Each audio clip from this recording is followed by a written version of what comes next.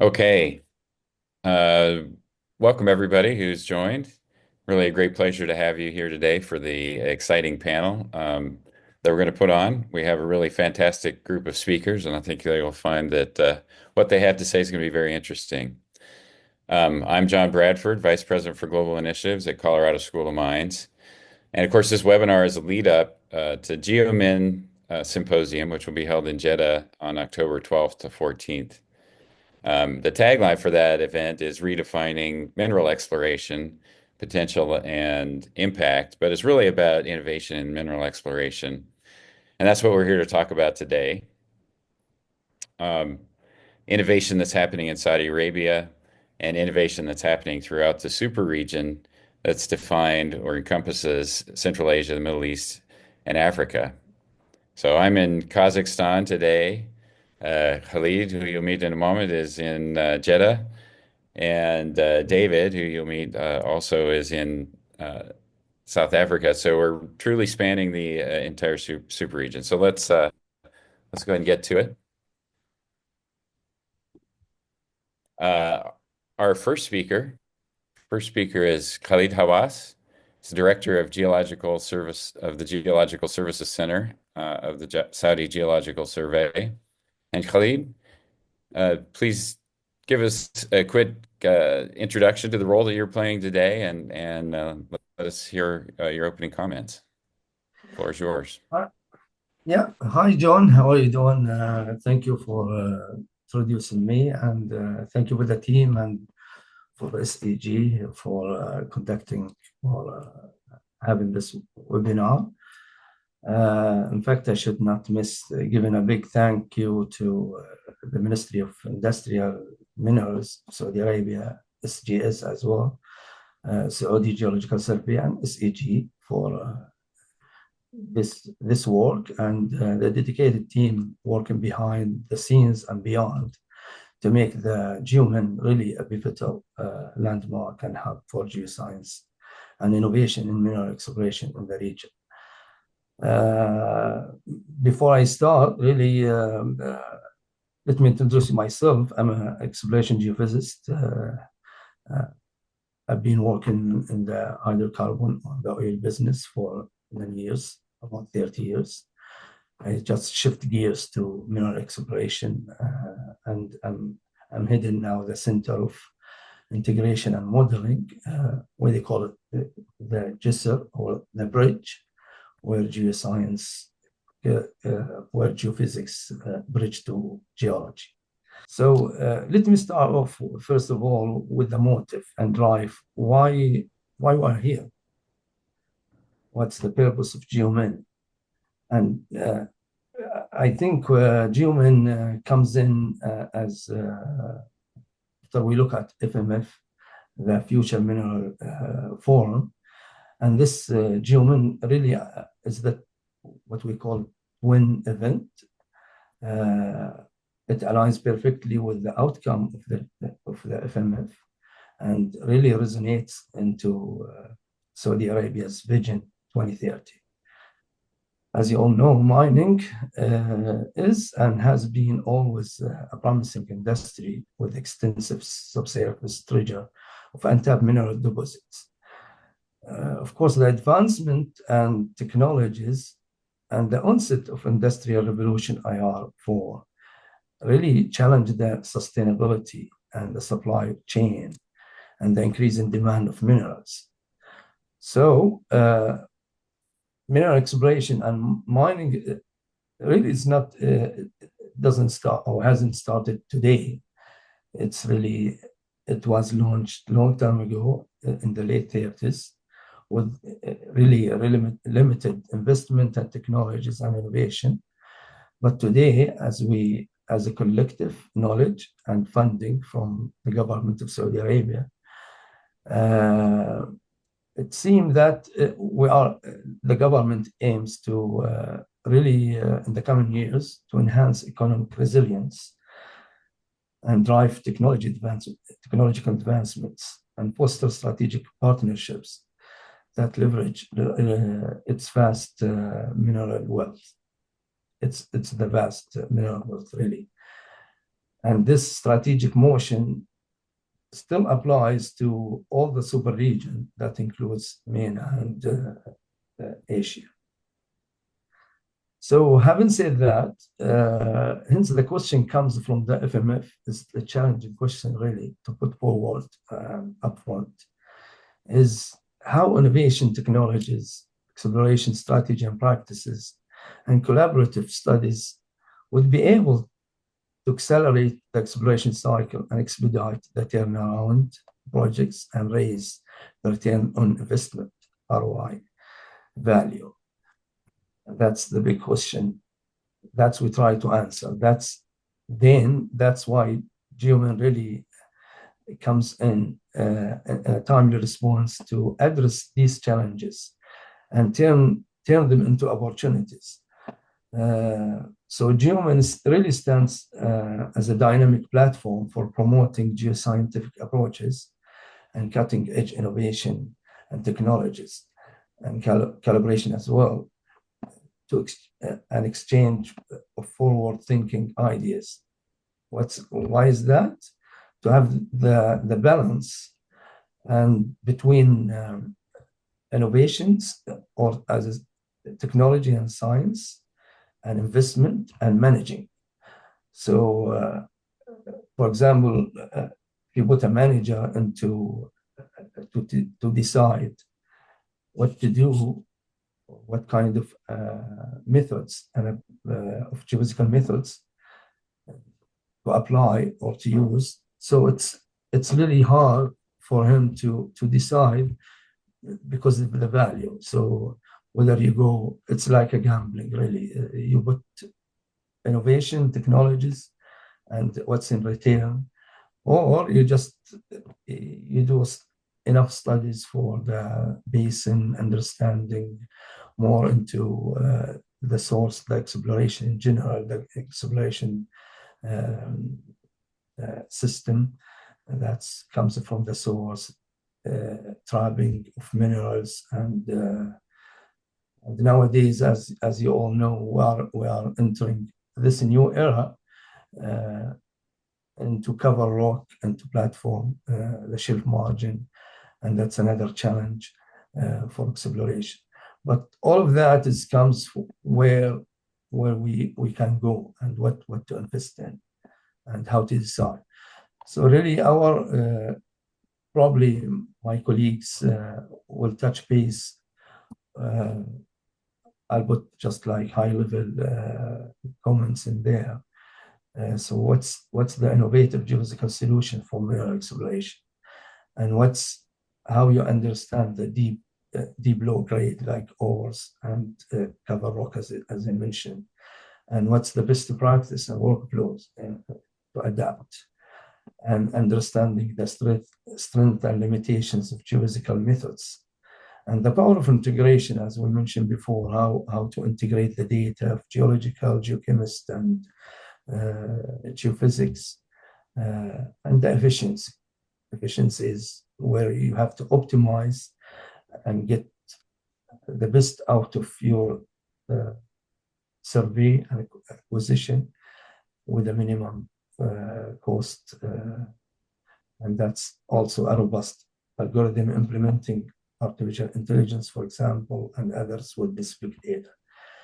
With that, I leave it, John, to you and the team. Just this is an overview of what we believe we should be focusing on. Thank you for that. Yeah, great. Thank you, Khalid, for the comments. We'll look forward to diving that in the Q&A in a few moments here. So next speaker is Catherine Trufair. She's the president of Iris Instruments. Catherine, the floor is yours. Hi, thank you, John. Thank you, everybody. Good morning for me because I am in Denver currently. So yes, it's a very international panel. So yes, my name is Catherine Trufair. I'm the CEO of Iris Instruments. We are a designer and manufacturer. We sell our product all over the world. We are a joint venture between OYO, a Japanese group, and the French Geological Survey, the BRGM, where I spend more myself 20 years and leading research and the geological operation, mainly in Africa and French Guiana.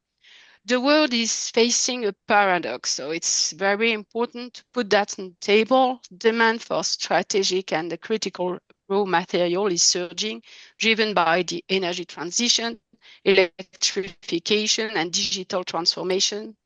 And yet, the time it takes to move from a discovery to mine production remains painfully long, 15 to 20 years on average. We simply can't afford to wait that long anymore. To secure a sustainable future, we must drastically reduce that timeline by half, ideally. Take copper, for example. It's the backbone of electrification and renewable energy infrastructure. Yet many major copper mines are aging and new discoveries are rare, especially at depth. Even worse, the average time to bring the copper mine into production has reached nearly 18 years globally and nearly 30 in some countries. At the same time, brownfield exploration is becoming more complex in noisy environment with deeper targets and falling ore grades. Traditional methods struggle to keep up. The results? Higher energy costs, growing environmental impact, and still not enough new supply. To address this, we must optimize every step to the exploration chain. Modern exploration needs geophysics that is high resolution, non-invasive, and fast. We need to image deeper, detect subtle geological features, and reduce field time to minimize both cost and community disruption. This is where innovation comes in. Distributed sensor system like nodal seismic, magnetotelluric, and ERT, electrical resistivity tomography, induced polarization. So this is a lot of possibility. And with low impact, scalable solution, especially in tough terrain like active mining sites or even mountainous area. Urban geophysics campaigns are also becoming more sophisticated at any scale. At the same time, innovation approaches, integrating multiple geophysics techniques are gaining traction. But the real key for me is the integration of newly acquired and patrimonial data. We must bridge the gaps between geophysics and geochemistry and geology, bridging all disciplines together with shared data and shared goals. Platforms like GEOMIN can play a critical role here, fostering collaboration, smarter resource targeting, engaging new generation of geoscientists. Funding, of course, remain a challenge. Exploration budgets are at historic lows, and while majors are focused on existing sites, we must reinvest in greenfield exploration to meet the long-term demand, especially for metals like copper, lithium, manganese, and zinc. Countries like Saudi Arabia are leading by example. With increased investment, technology, and strategic partnership, they aim to unlock their vast mineral wealth, not just for national benefit, but as part of a broader transformation of the Middle East and North Africa superregion. In short, the future of mining is about doing more with less, smarter, and more responsibly. Geophysical innovation is not a luxury, it's a necessity to secure the material that will drive tomorrow's world. Thank you. Great. Thank you, Catherine. Our next speaker is Junior Pakgaiter. He's the Global Strategy Head for Minerals and Mining at Viridian. Take it away, Junior. Hi, everyone. I'm Junior. I'm the odd one out. I'm based in Wales. So I take the central time zone at this stage. Viridian as a company has been around for 93 years. And over this time, we've excelled in approaching geoscientific challenges with data and getting the best out of data. We're at the cusp now where we have to start learning how to use old and new data together. And I think with advances in processing and computing technologies, we've really met that point. So bringing in large regional surveys combined with historic data is where we're going to go with exploration and speeding up exploration to where we need. But then keeping in mind that over the last 4,000 years of metal mining, we have probably found most of the easy things, and we're getting deeper, it's getting more complex. And this is where we see the advent of sophisticated subsurface imaging modeling, working in combination with drilling data, with traditional exploration methods, really unlocking ore body knowledge to the extent where we can actually accelerate development. If we start working together as an industry and an open platform where we start collaboration for the future, this is exactly the point where we start seeing the most innovation, the most return on innovation investment that we've had over the past couple of decades. And in no area is there more excitement running around mineral exploration, mineral development, and the prosperity that it can give than over the super region that we see stretching all the way from North Africa right through into Central Asia. John is in Kazakhstan this week. I've got colleagues that spent the week in Minsk, and the excitement around the area is there. We know it's going to be copper, it's going to be base metals, there's precious metals coming into play, there's aggregates. We just have such a wealth of minerals and mineral resources that we can utilize for the responsible development of humankind going forward. So it's a really exciting time to be involved. And over the past couple of weeks, dealing with the colleagues on the German councils, it's where we want to be. It's we really want to push innovation going forward. So thanks for the opportunity today. Great. Thank you for the comments, Junior. So last speaker that I'd like to introduce you to is David Kosa. He's the Technical Director for Integrated Geoscience Solutions. David, the floor is yours. Great, thanks. Thanks, John. Good morning, good afternoon, good evening, everybody, from wherever you are. Yeah, it's really great to be part of this program and part of the GEOMIN going forward. I think it's really an exciting time as a geoscientist to be in the super region. And thanks to the SEG and the Saudi Geological Survey for putting it together. I think the Arabian-Nubian Shield in particular is heavily underexplored. We know that. And a lot of us working in the region are really excited about some of the scientific work that's coming out. And we look forward to contributing to the understanding of the geology and the structure. And this will hopefully lead to unlocking true mineral potential. So with a lot of data that has been collected, particularly in the Arabian Shield, I think it's pretty clear that the next generation of mines are going to come out of this unique terrain because it has not been touched, to be fair. So geoscience technology then becomes front and center to the exploration in the region, and we'll chat a bit more later about it. But probably even more important is the skills, the geoscientific skills and the research that still needs to take place in understanding and unlocking value in the region. And the next generation of geoscientists, particularly from the super region, then become quite critical in finding these new mineral deposits. And I think also what probably needs to be mentioned is that collaboration is key. And this is collaboration between research institutions like universities, the Geological Survey, private companies, exploration companies. I think that needs to be encouraged a bit more, and certainly it will become critical in the work that we do in the super region. And the good thing about data that is currently being collected is that it's not only used for mineral exploration. There's also data that is critical in understanding groundwater system, environmental management, geohazards, and things like that. So I think all of us are really excited to be working in this region, and we're really looking forward to unlocking value and finding a lot of the critical minerals that we know are present in this area. Thanks, John. Great. Yeah. Thank you, David. I think you could hear in each of the speakers' voices some excitement about what's going on in mineral exploration, throughout the world, but really in this super region specifically. And with a lot of that activity being led by Saudi Arabia, it's a pretty exciting time, I think, to be a geoscientist and be in mineral exploration. All right, so let's kick off a little bit of Q&A. I'm going to start off with a question for everybody on the panel. You might all have a sort of different view on that. Probably not a controversial statement, but it's accurate to say that the mining sector really has historically spent smaller percentage of its profits on R&D than almost any other large industry. And as both Catherine and Junior mentioned, we really are in a situation where we need to find deeper, lower grade ores.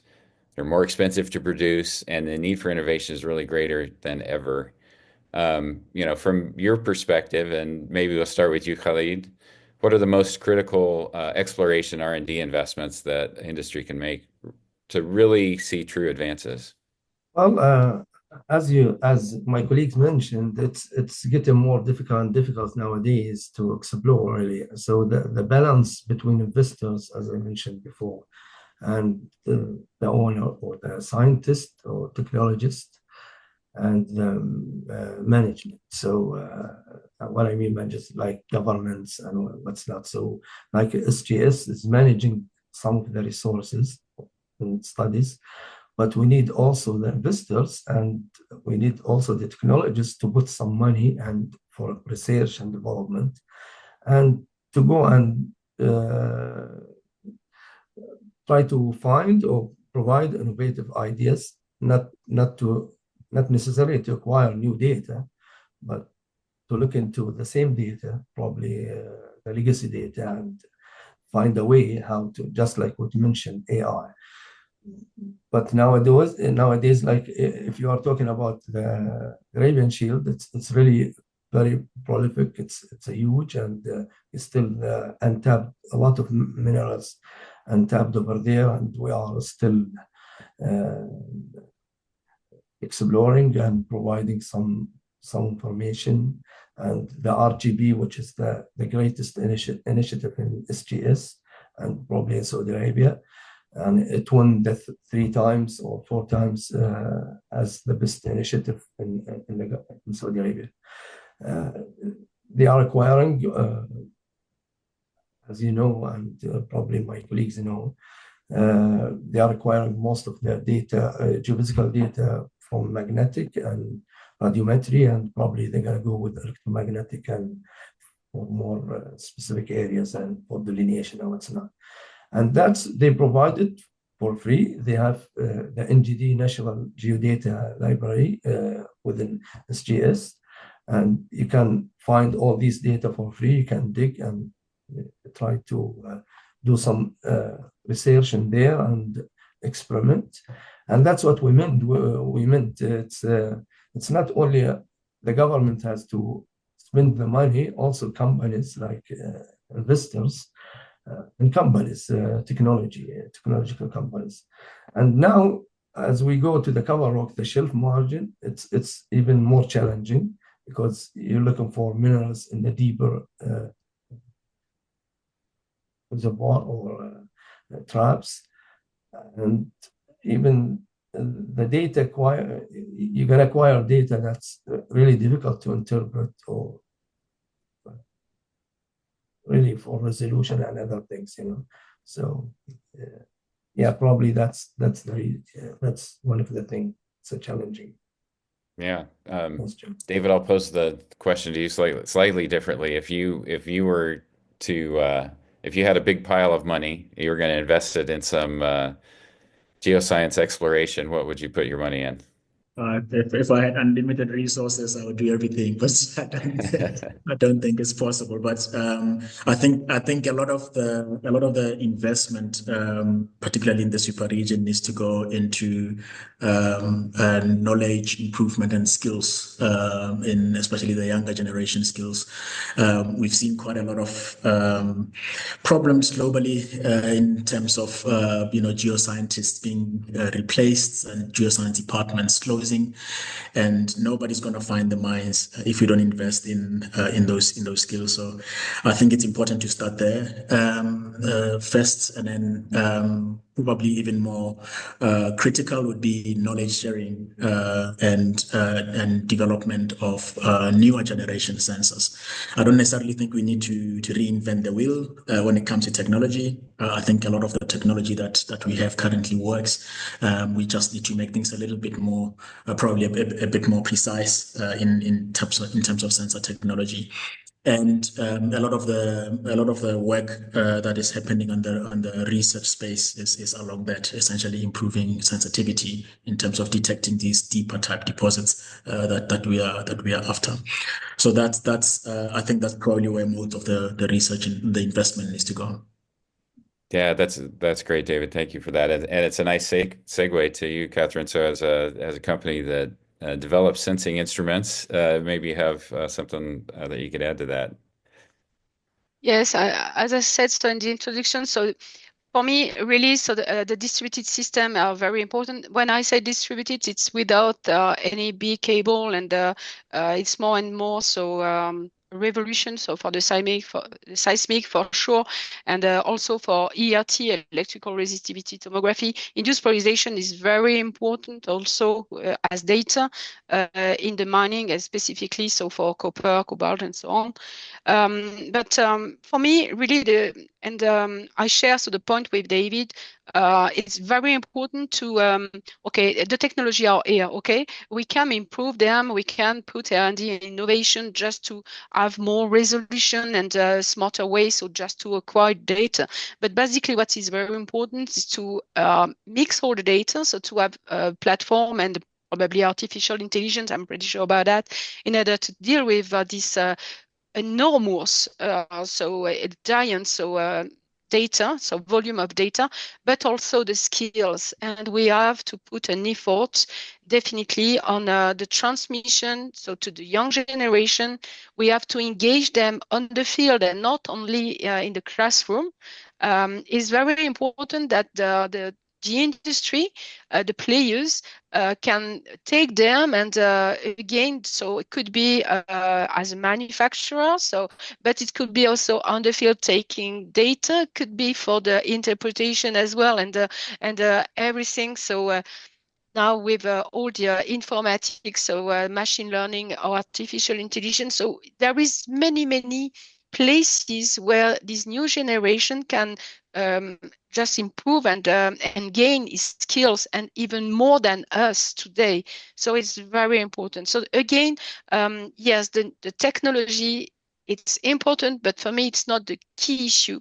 The key issue remains in bridging the gap between geophysical data, but also geochemistry and geology, because it's very important, probably as in the oil and gas sector. So they succeeded to do not have any barrier between the main pillars, that geophysics, geology, and so on. It's very important to continue to just remove these walls, and again to engage. Very important to engage the new generation, and with the new tools. So the informatic, and again, so the digital transformation is very important for us, because we can handle all the data and the patrimonial data with the new data that we acquire, and we acquire an enormous amount of data now, because so we have the capacity with our equipment to have time series and very high resolution, and so that means enormous amount of data, and we have to handle that. Yeah, thank you, Catherine. Junior, you opened with some sort of big research questions, I think, but maybe you can expand on that a little bit here.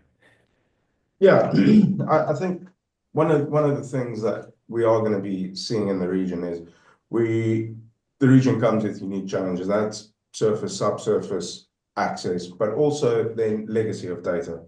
We're going to see data that comes from different avenues that we're going to have to incorporate. We're going to see new data right next to data that's 100, 120 years old. And adding that into the pool, we're going to need specific tools to actually really quickly be able to classify, transform, extract, utilize this. Because one thing we don't have the luxury of in the current energy diversification process is time. Everything has to happen at a rate that we haven't seen before. But we're also sitting in a time where we need to bring in consideration for our development. There's permitting periods that we have to take into consideration too. So one of the key things that we see is how we combine these data sets to provide information, not just at surface, where it's a little easier to map out using remote sensing techniques, but then also getting into the subsurface, deeper, complex, over big areas. This is where the combination of public-private collaborations and how do we actually work together as an industry is really going to kick into play. We've seen this work in the oil and gas industry. We're starting to see it work in the minerals industry to an extent. We've always been accustomed to going to the geological survey, getting the data, using it for ourselves, then entering into a piece where we give an information set back. And I think if we really want to develop the super region within the timeframes that we have as an ambition as an industry, that's what we need to do. We need to turbocharge that, working together and getting through the data sets. Yeah, great. Thank you. I wanted to bring up a point. I think one of the outcomes of the CEO roundtable at the last FMF was that one of the biggest challenges is recruiting and bringing in the next generation. I think globally there's about a 50% shortage in the workforce in the mining sector. So, that's a couple of you mentioned that as a key challenge, and I think that's accurate. Maybe not as much research, maybe research on the social sciences, how we can do a better job of recruiting the next generation in. But I think there's really a wonderful story to tell, particularly for those that are interested in technology and AI and all of the new tools that are coming around now. Another thing about bridging the gap that you mentioned, Catherine, I think AI provides a great tool to help with that and to help make it more efficient. And so there's a lot of work going on in that space now and more to come for sure. I think maybe it would be useful here to back up just a little bit, and I'm going to direct this question to you, Khalid. Really in Saudi Arabia, especially as it's taking a lead in helping develop the sector, both in country but in the broader super region, might be helpful for you to summarize some of the things that are happening in Saudi Arabia. I will mention we've only been using the acronym FMF, which really stands for the Future Minerals Forum, which has grown in a very short period to be, one of the key events globally for the mining and mineral sector, and that's because of the investments and activity in Saudi Arabia.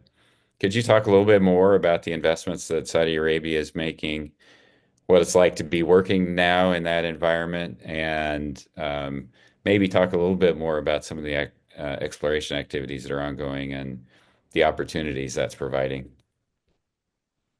Yes, John. As you said, the government already regulate a lot of laws and to attract investment, and they really have a lot of investment, as we mentioned before, more than 65 or 64 billion dollars just put forward for exploration and providing regional data, and even more of regional data we have. And we have many companies now really joined us, or we have license, and they bid for license and they won some of the license. And I don't have to mention names, but it's already in the Shield, in the Arabian Shield. It's already many companies. They won the bids, and Ministry for Industry and Minerals, they announce every month, I think, with a list of those winners and areas of investment, whether gold or critical minerals, as you mentioned before. So the government really, as I mentioned before, it's with this initiative, which is the greatest initiative, is the RGP, Regional Geoscience Program. They have three pillars of that one: geochemists, they study and mapping, and they have also the library of core library, what's called the digital core library. They avail it for investors, and also they have the huge airborne geophysical survey, and all of those are available with the SGS NGD database. And that's very many of the companies, they talk to me when they visit SGS about how grateful they are because we provide these kind of data. And so that's part of our investment. So really we need more investors to come along, and yeah, it's again, that's investments. It's mineral. It's a kind of, not gambling, but it's kind of you have to put money and see what's in return. But the government or SGS also, they try to strengthen the prospects or mature it and provide it to the online or to public. And that's part of the thing. Nowadays, again, we have a big initiative to go in the cover rock in the platform. And that's also one of the initiatives the government, SGS, and of course, funded by the government, want to help us with. So absolutely. Yeah, thank you for that. I'm going to ask another question. Yeah, sort of picking up on that, but expanding to the broader super region. It's a really vast, diverse area with a lot of variability between countries, both in the approach to the energy transition, the resources that are available to enable it, and in the minerals that are in any given location. So, given the complexity that's there, how can the super region be positioned to create opportunities for that technology innovation that's really needed? I'll just open that up. Whoever wants to jump in can go for it. Yeah, I think the nice thing about the super region is that from a minerals exploration point of view, there's still quite a lot to discover. Still quite a lot of research to be done.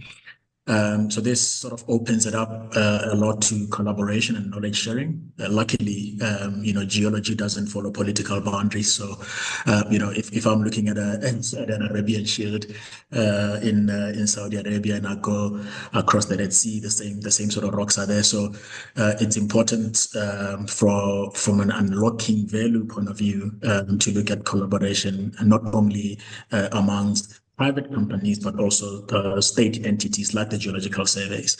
And I think it's one of the great things about the FMF that is highlighted the need for more collaboration between the geological surveys with Saudi Arabia, at least in the super region, taking center stage.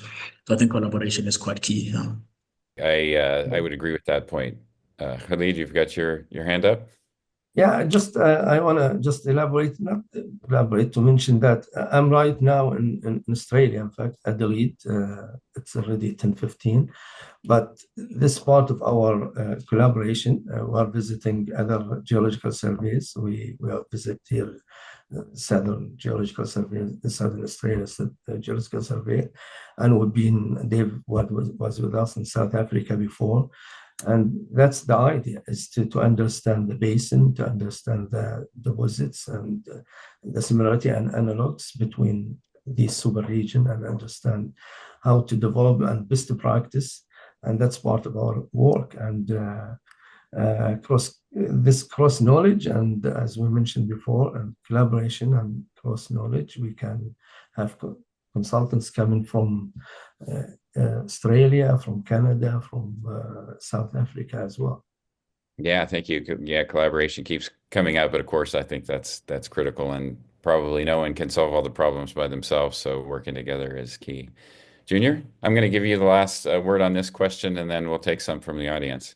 Yeah, I think as a closeout, again, with the region being big, complex geologically, and how we operate, it's gonna take a good discussion between the end users and the end operators of the mines and the facilitators, be it through service partners, through governments, how we assess these in the most efficient way possible. We are in an industry that's reliant on drills as the truth machine. And the good thing is going to be if we can get to a point where we understand how we get the drill rig to interact with geophysical data, to interact with what we are seeing as field mapping, as geochemistry. So collaboration is also going to have to be between end user and service partners. And I think when we start those discussions early on, that goes a long way on this one. Yeah, thank you. All right, so I'm going to pull up some questions from the Q&A box. Just a reminder to everybody who is listening in that if you have a question for the panel, please type it into the Q&A box. There's a lot of questions here already, so we probably won't get to all of them, but we'll do our best. Catherine, I'm going to direct this to you. So this is a question from Sergio Espinoza. And he says it was mentioned that training is essential as there are already detailed plans. I think I don't know what your company might be doing directly, but I do know that you're working everywhere within the super region, and maybe you have a good perspective on sort of the approach that's being taken to recruiting and training. Yeah, by the way, our company, so we are really electronician mainly, okay? We have just a few, very a few geophysicists like myself. But what we do actually, because we already do that, we engage people. So for example, in some communities, so we can give access to some equipment, or we do also some training online, or we can go on with some customer, for example, and as soon as they have a new generation or just some students or new generation and young professionals, so we take time to train them around the equipment. But more important, so for the youth, because we are small, okay? Iris Instruments, it's one of the port of, but we are really only on manufacturing and designing and thinking. So for us, it's also important to discuss with the practitioner in order to improve our equipment, because many things that we think are not a good idea, for example, could be. But I think that it's very important that we opening classes in university for sure, but we can also be part of this program and bring again specifically some training on this kind of equipment. So it could be for us is our equipment, but also we can again be on the field. I truly believe that we have to bring a new generation more on the field, because we cannot understand the geology and the geophysics without being on the field. So that means we have to push, and I'm really fully. I don't have all the idea today, but I'm fully open to think about that with colleagues and with other private entities to find a way to bring and to just draw a sort of maps, a plan, so just to again to welcome these people, new generation students and new practitioners. Yeah, thank you. So Stefano asks a question.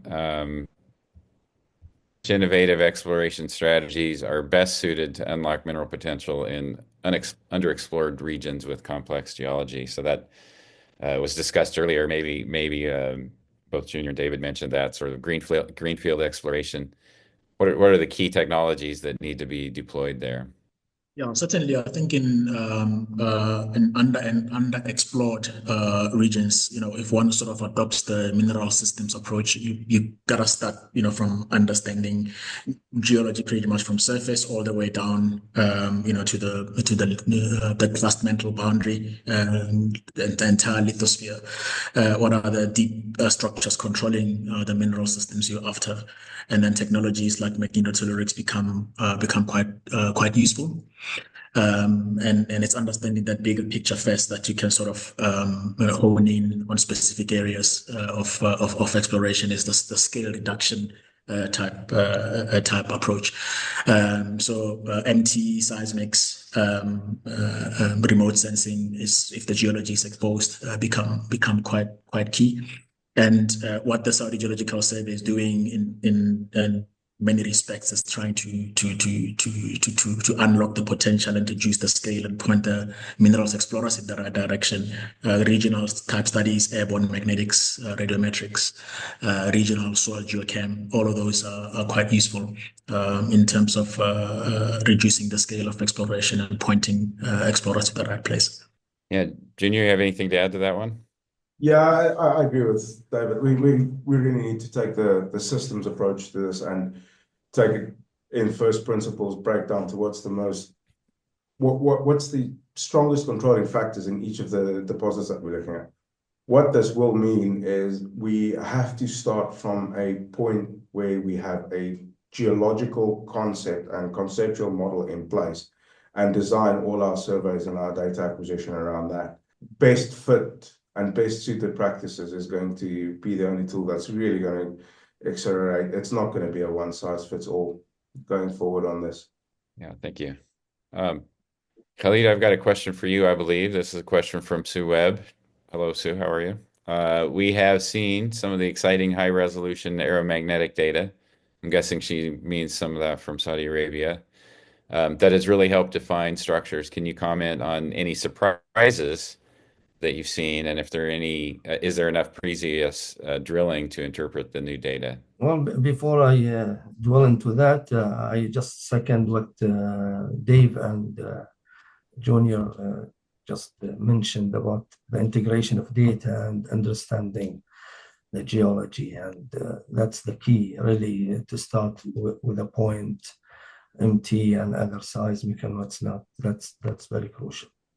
So back to the high resolution RGB or Aeromag being acquired over the shield.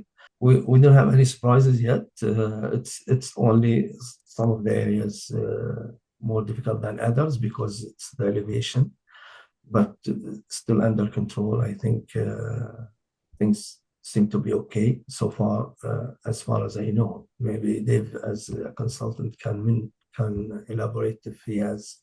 But overall, I think it's beautiful data, as you said, high resolution, 300-meter spacing, and in fact, we start using the data and delineate more with ground geophysics, ERT and EM, and mature some of the prospects and hand them to the ministry for auctioning or for bidding.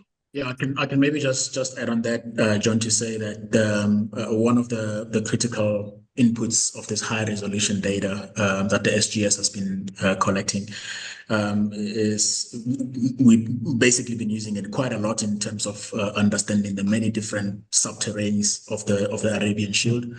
And, you kind of start with 17 terrains, and now I think it's sort of down to 13 now. And that's primarily input to this as a result of these high resolution data. So it has been quite useful, but there's obviously, a lot of data that is not in the public domain when it comes to drilling and all of that. And that would be quite useful once it becomes publicly available in unraveling the tectonic history of the area. So the high res data has been quite useful. Yeah, I think there was a question from Carlos, not quite complete, but he's asking about, availability of additional data from the Arabian Shield beyond what's already been made available online. And I think there's plans to roll out more data in the near future, if I understand correctly. Yeah, you're absolutely correct, John. It's being loaded into the NGD. Most of the data, sometimes for technical purposes, it has to be QC'd and looking at before they load it. But absolutely, they're going to load everything in there, what we are being required. I want to take this other question, and Junior, you talked about it a fair bit earlier. We've discussed it some, but I think it might be useful to dive into that a little bit because there's so much potential. And it's really, it might have been, it's just disappeared from my screen, but this is the one about how can AI really transform the data processing workflow. And let's spend a little bit of time talking about that in some more detail. I can jump in. I just sent you don't see it because I just replied to it. So it's Definitely, AI is very important. Machine learning and artificial intelligence will be very important. It's already very important, and it's still very important in the future, more than ever. Why? Because the new sensors. So, as a manufacturer, um, we have been asked to have more detailed information and so on. So that means we need more data. We record with a higher speed. You have full-time series able to be inverted and so on. So that means a huge amount of data. Okay, and we have also the legacy data. When I talk about data, okay, it could be geophysical data, geochemical data. It's also geological data. You have many geological data that has to be in the system, and even in metallurgy. So we have to be driven, and for that, to be driven by the model we have of the metallurgic system is very important. And the junior mentioned that it's really important that we are not just a magician. Okay, we cannot put that an AI waiting for the solution, and then we drill and we are very lucky and everything all right. We cannot do that like that. But the thing is that we have to merge somehow to be controlled. So control our artificial intelligence. So the control is what is it about? What do we think the metallurgic system is? What is really the geology we think it is on the ground? And then after that, we will have new model, because today we have a model in mind, but it's as it is. Geology is all the time in construction. When I talk the geologist with a big G, so meaning everything. And so we have to better understand what has been done. So what were the circulation of fluids, that mean where we do have mineralization and better higher grade in our system, and everything like that cannot be handled in as we did before. I don't say that we didn't wrong before, but I think that today we have more data and we have to speed up, and that's the point. It's why AI again and machine learning are very important in the picture. Anyone else have another thought they want to add to that? Yeah, I think Catherine hit the nail right on the head there. Is we need to use AI as a tool to enable us to geologically think and geophysically and geoscientifically think about what we're looking at. It gives us the capability to actually look at everything at once. But it also has the capability, and sitting in a week where you open social media and everyone turned into a little animated action figure, it also has that capability to distract us.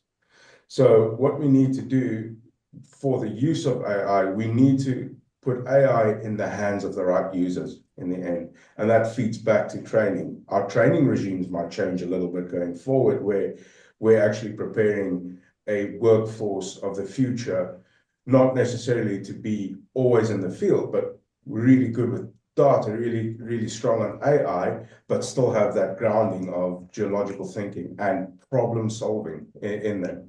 Yeah, just to mention that, by the way, AI and pattern recognition is in geophysics. It's been in most of the software 30 years ago, so it's not new to us. The idea is how to implement it in multi-physics or multi-data. That's the question now, and that's what the essence of GEOMIN, really, why we said redefine the mineral exploration. We really mean the redefinition, how to look at the data, how to surf into or use AI with understanding. Even in terms of geology, they need to think about the basin, about other things, about source of, about the structure, about faulting, basement configuration. That's what we meant by the definition. Really, it's not about using the same workflow, and we need to challenge most of the workflows in place. We need to look into these innovative or technologies and how to implement them in an innovative way and looking out of the box. Yeah, thank you. Well, we're coming up close to the end of the hour, but we still have a couple of minutes left. I'll challenge you all slightly in the last few minutes. Can you give me just one short statement? What, a takeaway from this panel? What would you like the audience here to get from what you've been talking about? I'll start with you, Catherine. I will say so. Even so, we did that question on the economic geologists. They are fundamental as well. And I can say a word, so come to GEOMIN, and because we are not, so it will be the place to talk about this kind of problematic, and it will be the place to show also what we are doing today, where we want to go tomorrow, and with new innovations, and innovation in specific, in detail, but also innovation of how to handle this huge challenge. So again, if I have a word, so come to join us at GEOMIN. That was several words, but thank you. I think a good message. Junior. It's all about diversity of thinking. The best is going to be when we cross-pollinate different ways and different approaches, and that's going to accelerate. So we need a real strong discussion around how do we incorporate engineering, geology, geophysics, and geochemistry into one picture to go to the future. Great. Yeah, important message, I think. David? Yeah, no, thanks, John. I think the data that exists in the Arabian Nubian Shield provides excellent opportunities for research and really different ways of thinking. And I think I'm hoping to see at GEOMIN, some of the technical presentations around this and presenting really new ways of thinking, so that we can really find and accelerate this finding of mineral deposits quite quickly. Important message, something we need to do for sure. Khalid, I'll give you the last word. Well, I think Catherine, Junior, and Dave said it right, and I think GEOMIN will be a good venue to turn challenges to opportunities in presenting your thoughts and your ideas and looking at the data from different perspectives, from different angle. I think integration is the key. Most of our work nowadays, or I noticed really, they work in a silo. We are exploration stakeholders. We should work together as asset teams.